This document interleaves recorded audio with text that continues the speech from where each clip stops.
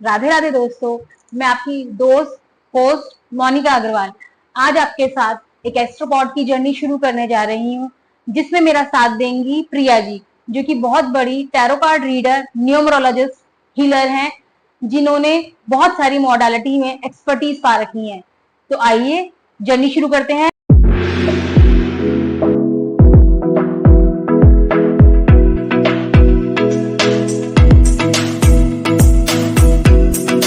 Welcome Priya ji. Radhe Radhe. Priya ji, आप ये बताइए कि न्यूमरोलॉजिस्ट मैं आपसे सबसे पहले जानना चाहूंगी कि नंबर्स हमारी लाइफ में क्या इफेक्ट डालते हैं। आजकल ये चीजें बहुत ज्यादा चलन में है, लोग नंबर्स की तरफ बहुत ज्यादा भाग रहे हैं। ये बताइए, ये नंबर्स इतना ज्यादा हमारी लाइफ में कैसे इफेक्ट डालने लगे हैं? ये तो बहुत पहले से भी थे, आज भी हैं। इनका नंबर हमारे जीवन में हमेशा से रहे हैं। जब हम पैदा होते हैं तो भी हमें एक नंबर दिया जाता है, हमारे को एक डेट ऑफ बर्थ दी जाती है, तो उसी के हिसाब से हमारा आगे का फ्यूचर और सारी चीजें उन्हीं के हिसाब से डिपेंड करती हैं। और हर एक नंबर पे हमारा एक ग्रह जुड़ा होता है, उसी हिसाब से हमारे, जैसे हम सपोज कीजिए अगर आपका डेट ऑफ बर्थ 30 है, तो जैसे 3 नंबर है, 3 नंबर हो गया जुपिटर का, जुपिटर यानी कि बृहस्पति, तो आपका जो नंबर है वो 3 से बिलोंग करेगा। 3 नंबर आपका बेसिक नंबर हुआ, 30 आपका बर्थ डेट है तो 3 नंबर आपका बेसिक नंबर हुआ। और 3 नंबर यानी कि जुपिटर, जुपिटर की जो क्वालिटीज होती हैं वो आपके नंबर्स में, आपकी जो व्यक्तित्व है उसमें आप वो झलकेगा। अब जैसे जुपिटर यानी के देवताओं के गुरु, गुरु यानी के टीचर, वो हमेशा ज्ञान देते रहते हैं, वो बहुत ज्यादा नॉलेजेबल होंगे, बहुत ज्यादा ईगोइस्टिक, क्योंकि उनको ज्ञान है, तो ज्ञान यानी कि ईगो आ जाता है, तो ईगोइस्टिक भी बहुत ज्यादा हो जाते हैं। ज्ञान तो ईगो को हटाता भी है, ज्ञान ईगो को हटाता है, लेकिन वो उस हिसाब से देखा जाएगा ना, कई लोग उसको किस तरीके से लेते हैं, कई लोग ज्ञान को अपने अंदर ईगो को लाने देते हैं उसी हिसाब से। प्रिया जी, कैसे जाने कि कौन सा नंबर किसका है? ये बेसिक नंबर निकाला कैसे जाता है, आप ये बताइए। ग्रह, जैसे हर एक ग्रह का एक नंबर हो गया, सूर्य का हो गया, 2 नंबर हो गया चंद्र का हो गया, 3 नंबर बृहस्पति का, 4 नंबर राहु का, 5 नंबर बुध का, 6 नंबर शुक्र का, 7 नंबर केतु का, 8 नंबर शनि का, और 9 नंबर मंगल का। ठीक है, ये तो हमने बता दिया कि कौन सा नंबर कौन से ग्रह को डिनोट करता है। ठीक है, अब आपने पूछा कि बेसिक नंबर हम कैसे निकालेंगे। जैसे कि आपका डेट ऑफ बर्थ क्या है? मेरा है 9 दिसंबर। 9, तो 9 आपका बेसिक नंबर हो गया।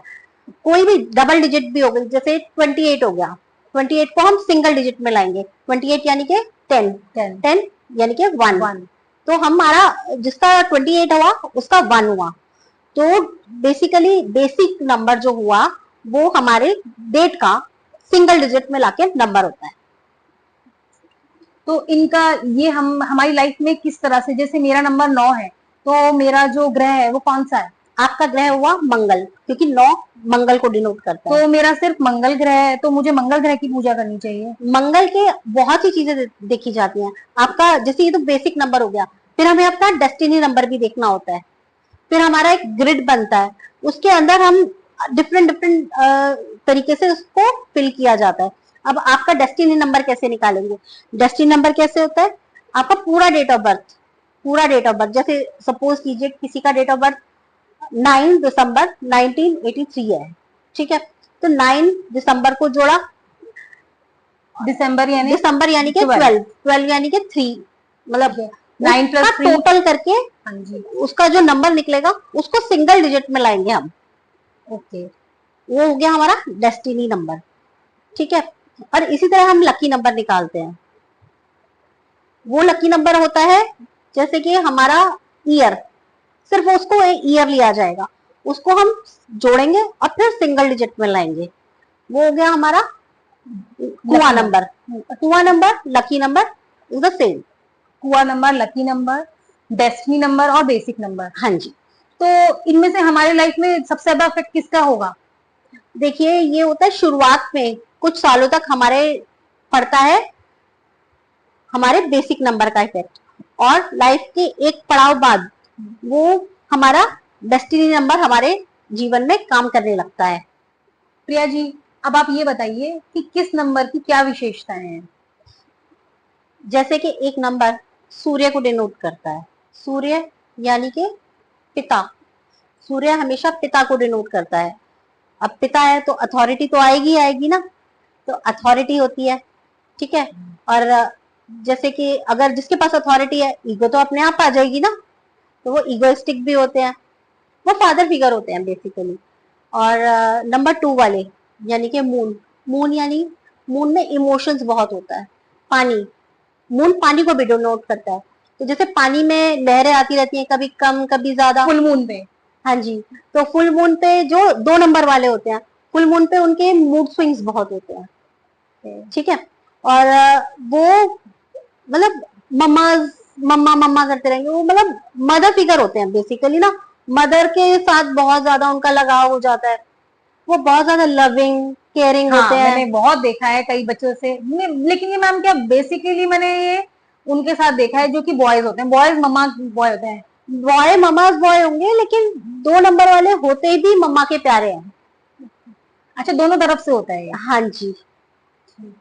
वो 2 नंबर वालों का इमोशन बहुत ज्यादा, उनमें बहुत ज्यादा डेवलप्ड रहता है, ठीक है। और 3 नंबर वाले हो गए, जैसे कि मैंने पहले भी बताया, 3 नंबर वाले हो गए, ये हमेशा ज्ञान मतलब ये ईगर रहते हैं कि हमें और भी ज्ञान चाहिए और हमें ज्ञान देना भी है, ठीक है। अच्छे लर्नर्स होते हैं और अच्छे ही टीचर्स होते हैं ये, ठीक है। इनमें भी ईगो होता है, तो ठीक है। मैम और ऐसा हो सकता है कि हम ये जनरली पाए कि टीचर्स जो होते हैं वो मोस्टली 3 नंबर वाले हुआ करें? हाँ, उनके अंदर कैरेक्टरिस्टिक्स 3 नंबर का कहीं ना कहीं, चाहे उनका डेस्टिनी नंबर हो, चाहे उनका हुआ ना मतलब? हुआ नंबर नहीं, डेस्टिनी नंबर और बेसिक नंबर इन चीजों को ज्यादा डिनोट करता है। वो हमेशा अच्छे टीचर्स मिलेंगे। और अगर वो टीचर्स नहीं भी होंगे तो आप देखेंगे वो स्पिरिचुअलिटी में बहुत ज्यादा, मतलब वो ज्ञान देने में रहते हैं, उनको ज्ञान देने में बड़ा मजा आता है, ठीक है। और नंबर 4 वाले हो गए, ये होता है राहु का नंबर। राहु सिर्फ सर है, वो एक शेडो है, ठीक है। राहु क्या होता है, राहु हमेशा थिंकिंग को बहुत इफेक्ट करता है हमारी। राहु जब बहुत ज्यादा हम मतलब जिसके ऊपर राहु का अच्छा प्रभाव है, वो तो उसको इस तरीके से कन्वर्ट कर देगा कि वो बहुत ज्यादा ऊंचाई पे चला जाएगा। लेकिन अगर राहु खराब है जिस बंदे का, वो बिल्कुल उसको उल्टी डायरेक्शन पे डाल देगा, मतलब उस ये लगा लीजिए उसमें बैड हैबिट्स की तरफ चला जाएगा, एडिक्शंस आ जाएंगे उसके अंदर, वो ओवर थिंकिंग बहुत करने लगेगा। और अगर राहु अच्छा है तो अच्छे अच्छे आइडियाज आएंगे, वो मतलब राहु उसको बिल्कुल टॉप पे पहुंचा देगा। मैंने तो आपने मोदी जी देख लीजिए, अच्छा, वो भी राहु उनका बहुत अच्छा है, बहुत एक्टिव है उनका राहु, तो उनको देख लीजिए आप। और नंबर 5 हो गया, नंबर 5 हो गया बुध।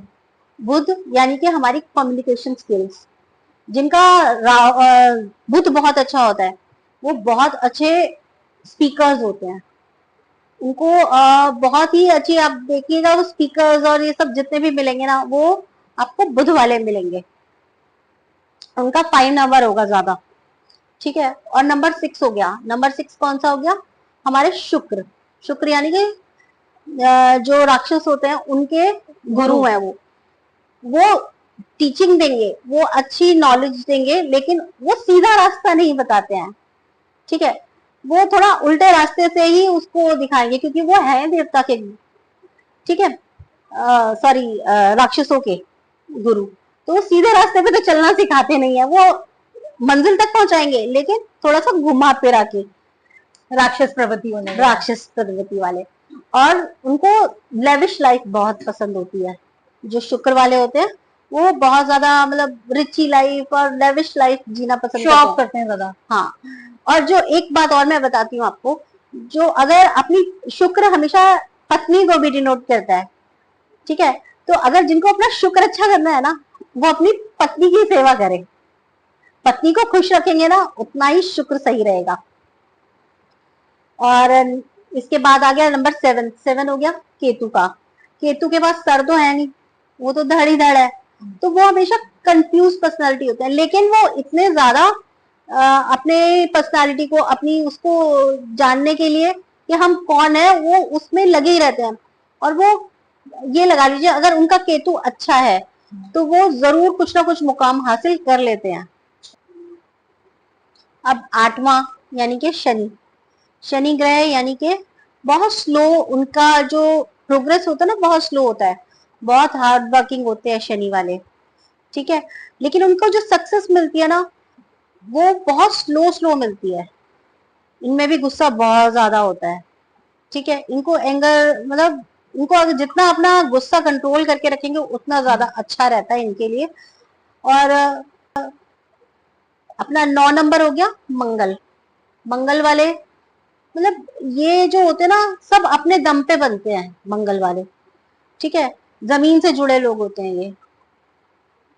और मतलब मंगल में जिनके मंगल बहुत अच्छा होता है, उनके पास जमीन जायदाद बहुत अच्छी होती है, ठीक है। और प्रिया जी, अब आपने हर नंबर का इफेक्ट और उसका ग्रह बताया, इस चीज को लेके मैं एक चीज जानना चाहूंगी आपसे जी कि बिल्कुल। जो राहु ग्रह है, इसके बारे में सब बहुत डरे रहते हैं कि राहु बहुत बेकार है, जिसका राहु चल रहा है उसके लाइफ में तो सब कुछ, उसकी तो बच गई लाइफ, ठीक नहीं है। नहीं नहीं तो नहीं, ये तो सिर्फ एक मिथ है। राहु अच्छा और बुरा दोनों ही होता है, वो तो डिपेंड करता है कि आपकी जो चार्ट है वो उसमें किस तरीके से बैठा हुआ है, ठीक है। अगर राहु तो आपकी बहुत अच्छा है तो आपको बिल्कुल बुलंदियों पे पहुंचा देगा, और अगर आपका राहु बहुत खराब है तो बुलंदियों से सीधा पाताल में पहुंचा देगा, ठीक है।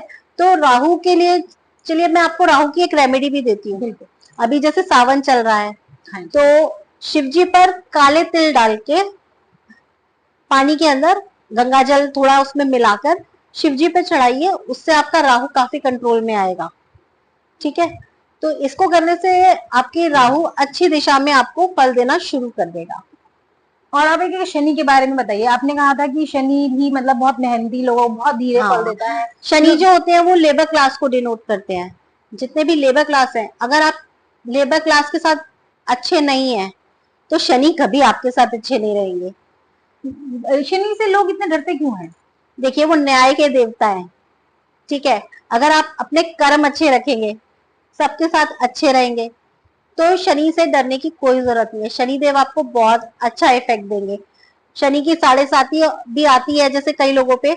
अगर आपके पिछले के कर्म अच्छे होंगे, ठीक है, तो वो कभी आपको बैड इफेक्ट नहीं देंगे, वो आपको अच्छा ही फल देंगे। लेकिन अगर आपने कर्म अच्छे नहीं किए होंगे तो फिर आप सोचे कि न्याय के देवता आपको फल ना दे, वो तो हो नहीं सकता।